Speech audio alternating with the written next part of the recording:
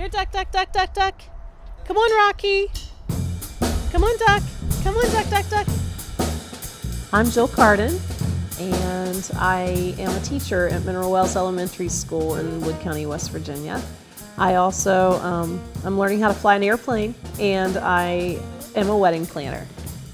Oh, and I'm writing a book. Forgot about that. I'm writing a kid's book about my childhood and my dream of flying.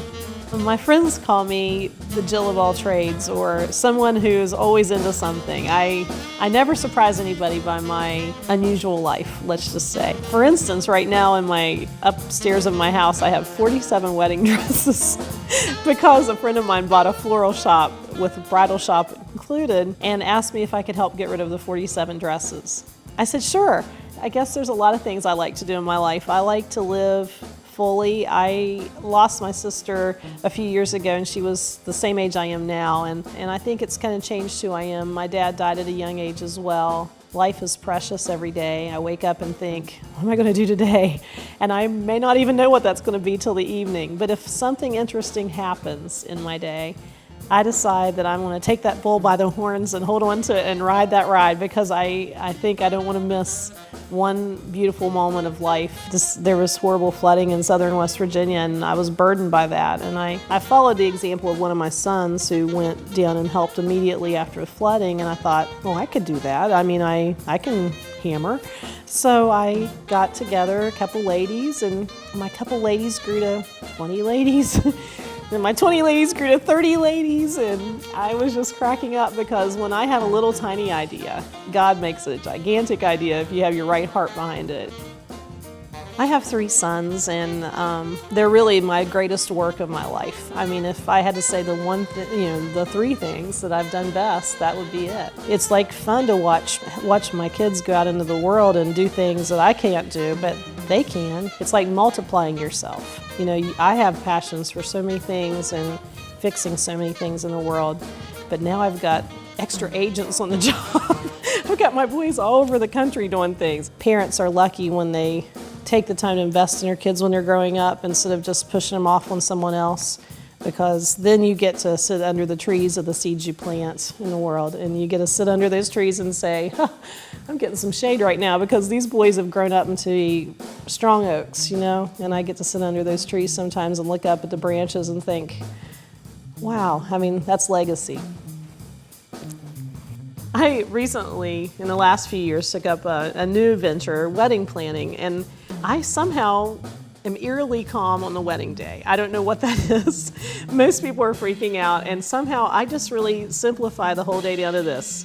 2 people fell in love, they love each other, and they want to spend the rest of their life together. So I'm going to make that happen. That's kind of my whole outlook on the wedding planning thing. That's why I'm so calm. I've always liked to talk.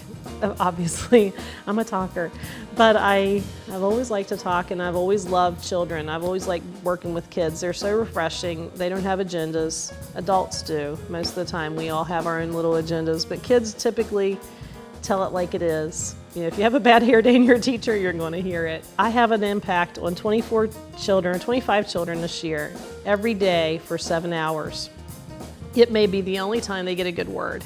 It may be the only time that people speak into them something powerful like, you can do it, you're an artist, I'm proud of you, you're a fantastic kid. Did anybody ever tell you that? If we want to teach them the most powerfully, we teach them that we care about them, and their heart matters to us, and their mind matters, but more importantly, they matter to us. And once we get that resolved, then all the teaching just rolls. They want to make you happy as a teacher if you care about them and love them. And some of them are hard to love sometimes. I mean, they just come from places of such deep hurt, and you look in their eyes and they're angry. They're not really angry at you.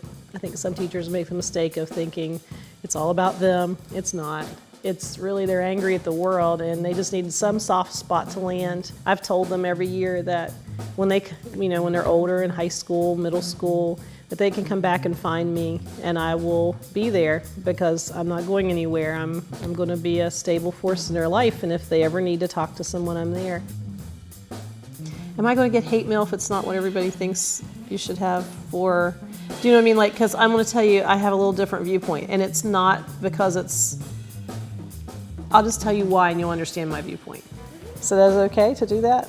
I love everyone. That's just who I am. I believe in giving people a chance. And so I was a little concerned, and I started hearing lots of things and buzz from my teacher friends, and I've gotten many messages on Facebook about, really negative things about Betsy DeVos.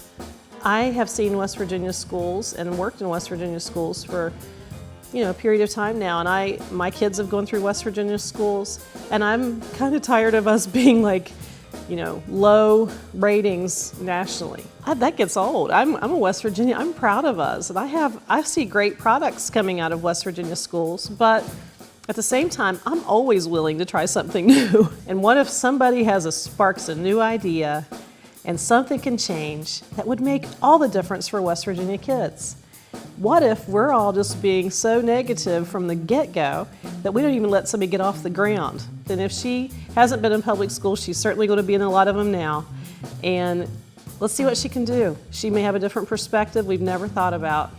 I mean, look at Finland. Their schools are fantastic, and they don't do things the way we do. So perhaps there's things to learn. She could blow it. If she is, she's gone. You could line up 25 Americans right now, and not any of us would agree on any 25 things. If you could give us a list of things, we would probably I'm very liberal here, I'm very conservative here. You would never find 25 people alike. So I guess we're just going to be really tolerant of each other and say, I love them. I don't agree with them, but I love them. There's too many challenges in this world that we say, I can't do that. I can't wear a bathing suit because I'm overweight. Fiddlesticks. That's what I say to that. I say wear the bathing suit and go skiing and kayaking and live, and you'll never regret it. But if you get old and you haven't done any of those things, you are going to regret it. I think you will.